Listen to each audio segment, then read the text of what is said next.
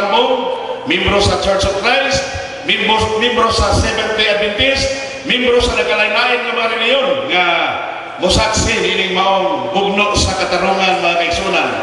Nahitabo ni tungod kay nagwali matas radio muna ka namatigdan sa mga membro sa Seventh-day Adventist nga angaya na gyud ta tubangon. Salamat ka sa among panawagan kung reklamo mo sa among wali diya sa Yes FM alas 5 ngadto sa alas 6 mingon ko nga saka mo dire sa Yes FM panalagtima. Og salamat si Brother Gilier Bisaka na panalagtima og invite niya si Brother Jerry Laig nga maoy watubang nining maong proposisyon. Pamatudan ko ang mga Kristohanon nagakatigom sa matag na unang adlaw sa semana nga mao ang Domingo sumala sa mabasa sa bersikulo sa Biblia. Kaganina mahitungod po to sa baruganan sa mga Seventh-day Adventist Sabat o Sabado.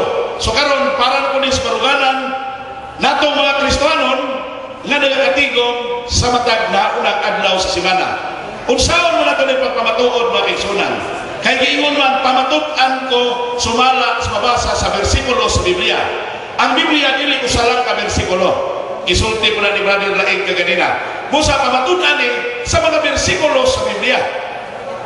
Kung asa mabasa kining akong baruganan nga ang mga Kristohanon nagakatigom sa matag na unang adlaw sa semana nga mao ang Domingo.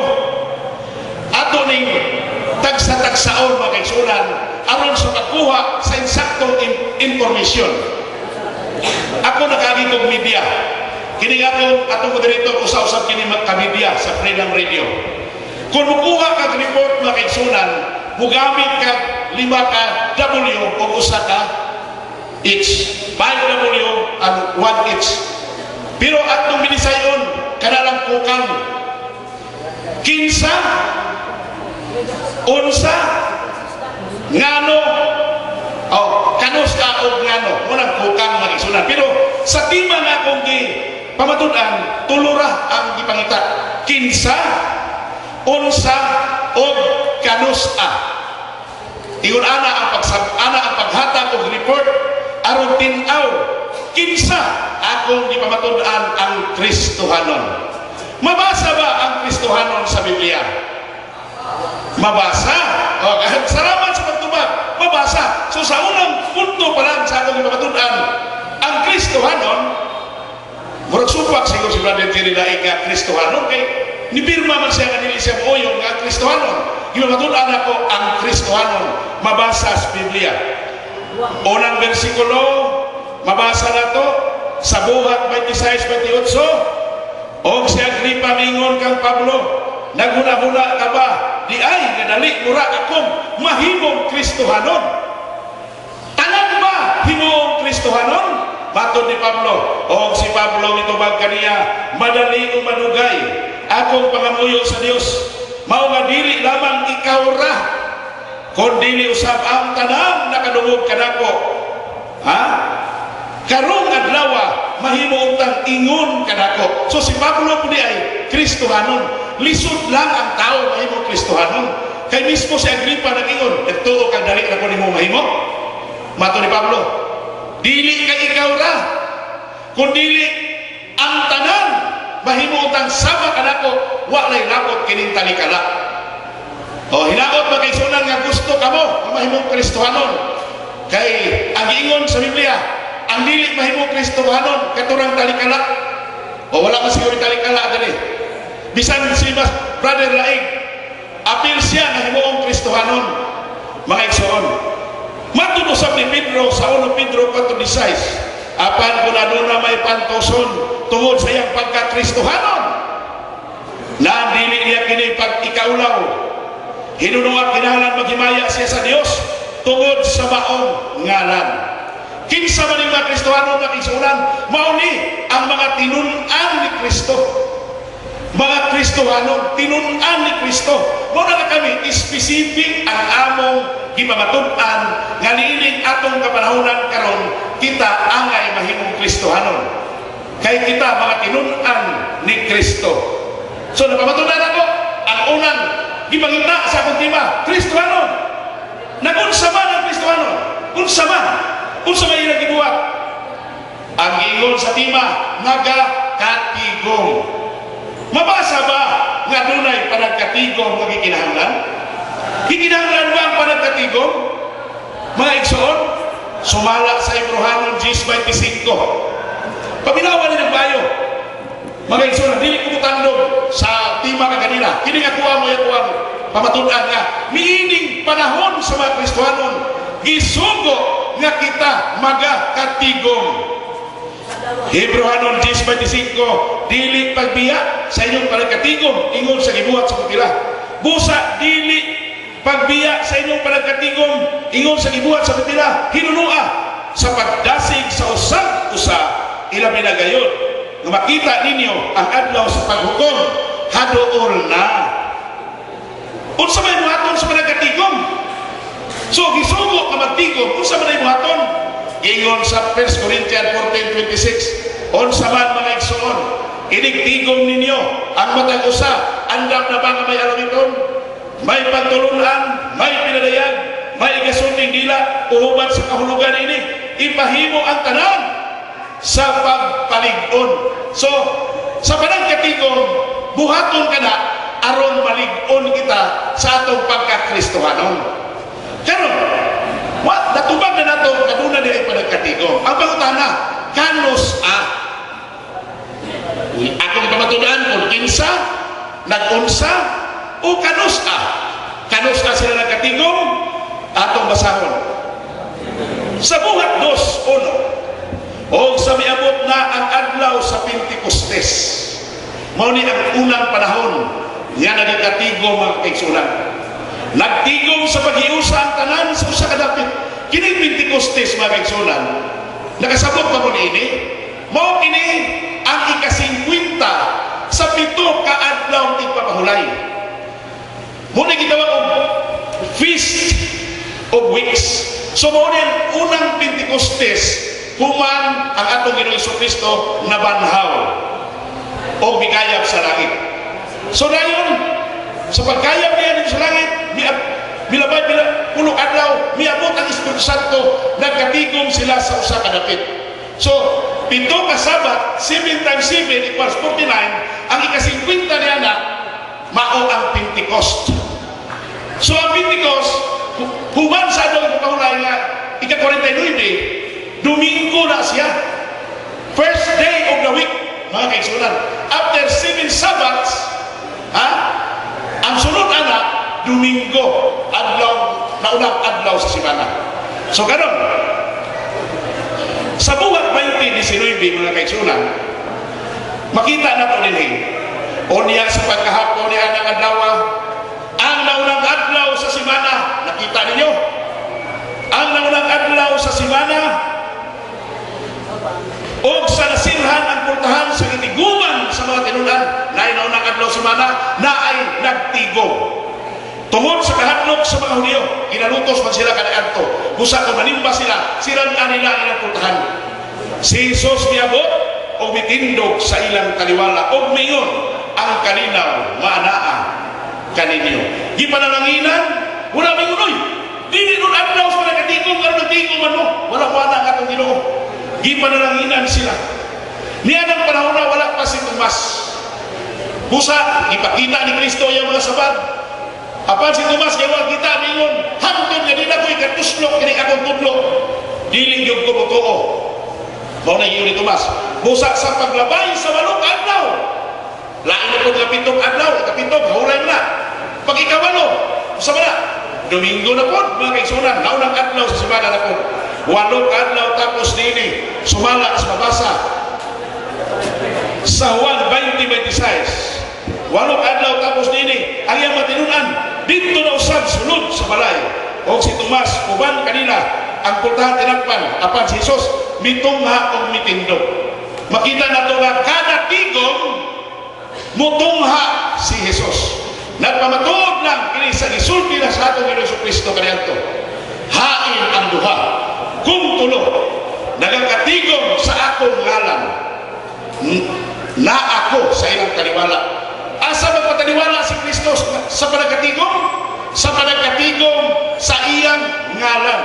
Wala magtigom sa numeros adlaw.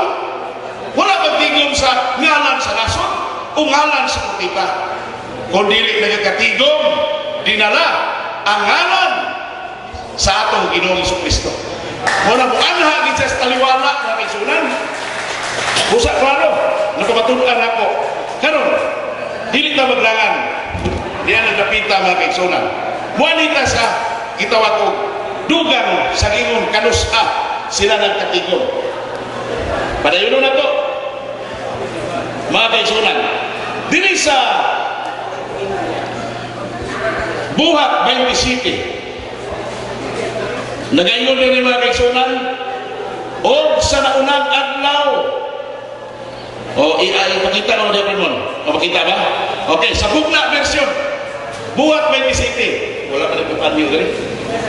O, sa naunang adlaw sa simana,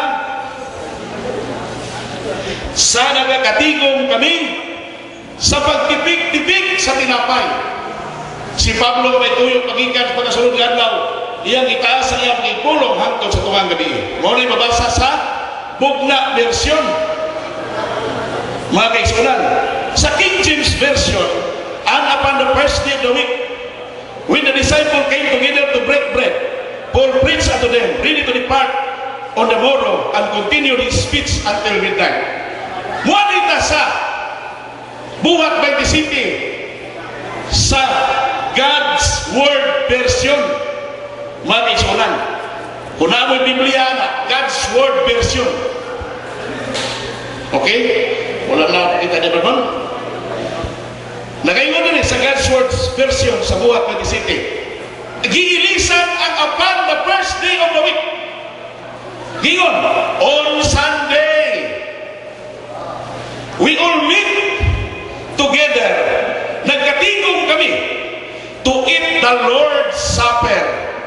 Pirti na yung karuha mga kaisunan. Ang breaking of bread dito, inulaan, nagkaulog na tinapay.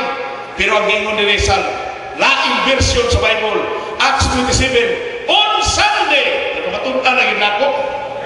Nga naunang adlaw sa simana ni ay, Biblia na gingon, on Sunday, Domingo, we meet together to eat the Lord's Supper. Perti karuha, ang tipik-tipik sa tinapay, dili na atong supper, kundili Lord's Supper. Gihandong nila ang panihapon sa Ginoo, magtipik-tipik sa tinapay. Laing version na po mga kaisunan, Living Bible. Nakahinumdong pa nagigamit din sa una sa kontra ni Bradford sa modal dito sa Dix Archie. Living Bible, ako kong gamiton karon. Unsay nasulat diri sa Living Bible, Acts 27. On Sunday, we gathered together for a communion. Ang Lord's Supper, ilisan og ang breaking of bread, ilisan og Lord's Supper. Ang Lord's Supper diri sa Living Bible, ilisan og communion. Tingali, kasabot ka mo kung saan ang communion mga kaisunan. Usa ka suling kabulhaton, pagkaon sa lawas sa Ginoo o pag-inom sa iyang dugo. Mo ng communion. Kaya ningon si Kristo, kung mukaon ka mo sa kununod o minom sa kong dugo, ako magapuyo ka ninyo o kamo usa magapuyo ka nako. Communion, panagdi usa. Dili basta-basta nga Lord's Supper mga kaisunan. So napamatunan Domingo. Wadto po sa mayong balita Biblia. Unsa ning naunang adlaw semana? Ablihin man nun. Kaya gipamatunan man ako nga nagtigom sa naunang adlaw semana, Domingo. Napamatunan nato na ay Kristohanon, napamatunan nato na ay panagkatigom, napamatunan nato sumala sa mga bersikulos Biblia nga naa ni ay mga kaisunan pagtipik-tipik sa tinapay. O ang Domingo, unsa na unang adlaw semana? Sumala dire, asal ba to? Mateo 28. Mayong balita Biblia. Kaya kung Bible ko ni, mga kaisunan, busa tanang Biblia, atong ablihan, o atong sukdon. Pinagis mabasa, 28:1. Nagayon dire, kung unsa, ang sunod sa adlaw ng papahulay. Kabalon mo anak, unya milabay ang adlaw nga igpapahulay sa pagkakadlawon sa adlawong Domingo. Pagkaklaro, pagkatinaw, ang sunod sa adlaw ipapahulay. Unsa anong hulay? Sabado. Sunod sa Sabado, Domingo.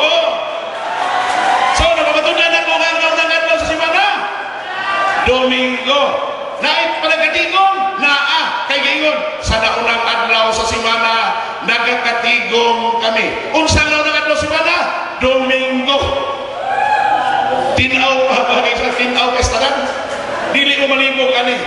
Bisa pang i-cross-examine. Sa Biblia, naging ko mo kapyo, mga kaigsunan, kay akong di pamatudan, sumbala sa mabasa.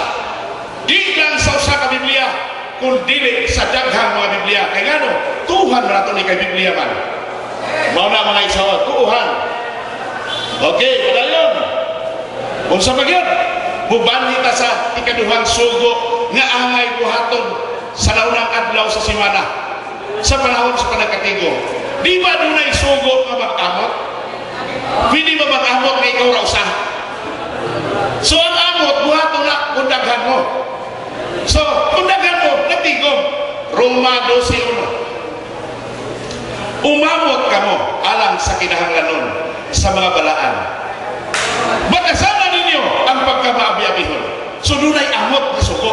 Kanus mag-amot. Mo na mag-aisunan. Alang sa kinahanglanon sa mga balaan, kini mga balaan, mo niya mga magtotoo sa atong Ginoong Hesukristo. Mga tinunan, mga Kristohanon, kaya kung pamatunan niya, tinunan, Kristohanon.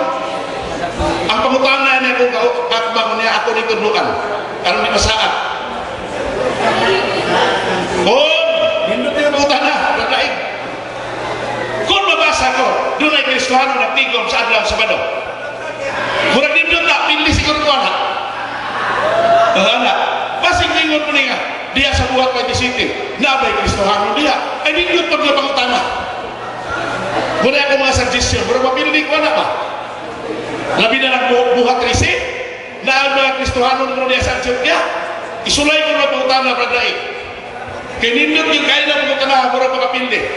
O niya, kanus ako na itong isuggest na ang baro nga, basig iya na itong gamiton. Okay? Wala man sinain yung magamit, puro man nabasa. Okay? Sumala sa 1 Corinto 16:1-2, Cebuano bugna ng Bible. Karon mahal tungod sa amot alang sa mga balaan. Ingon sa gisugo ko sa Iglesias Galacia. Mausap, buhaton usab ninyo. So doon na ay katong Iglesias Galacia, gisugo nga mag-amot, mautoy atong awatong na pagi. Sa nahaunang adlaw, wala na po. Amot, nahaunang adlaw. Huwag mag-ingon mag-isulag, laing adlaw. Di na lang tumisgot sa inyong adlaw. Laing adlaw, wala mag-ingon laing adlaw. Lunes ka sa uban pang mga adlaw. Ang ingon, sa nahaunang adlaw sa simana, ang tagsa-tagsa kaninyo magpinig sa tipiganan. Asa mga tipiganan? Naadya sa iglesia. Muna diya tigumon ang amot sa tipiganan. Sa bahil nga angay ngayon na dapat, kung bilang panalangin ngayon na dapat sa Ginoo. Ihatag nimo. Batag na unang adlaw sa simana. Kada mag-isunan, walay amot sa lain adlaw. Aron nga, wala na pagpaamot sa akong pag-abot. Kung sa mga adlaw abot si Pablo, naanay inandam nga amot nga anaka sa ilang tigumanan o tipiganan. Mao na mga kaigsunan ang klaro kayo na pagpabatuon. No? Dili lang istorya. Wanita din sa contemporary Bible, mga kaigsunan. Contemporary na po. Okay. English version, contemporary English version. Aron masamta na ito sa linaw ng adlaw sa mana. Biblia ang hubad dili ako. Di ba siguro, pasawa na ko dali. That it's Sunday. Each of you must put aside part of what you earned.